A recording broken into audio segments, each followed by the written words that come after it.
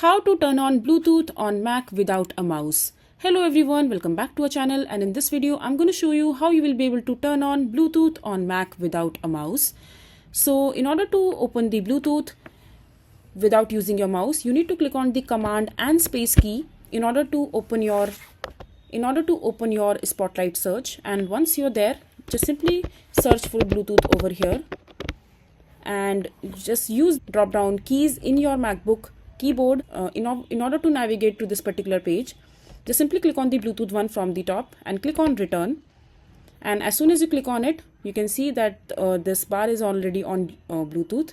You now use your tab key in order to move around and just locate the key wherever your desired place.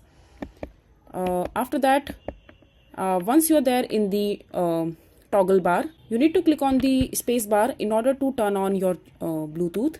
And now, as you can see that my Bluetooth is currently turned on and my AirPods are automatically connected to it. So that's how you will be able to turn on Bluetooth on Mac without a mouse. I hope you find this video to be helpful.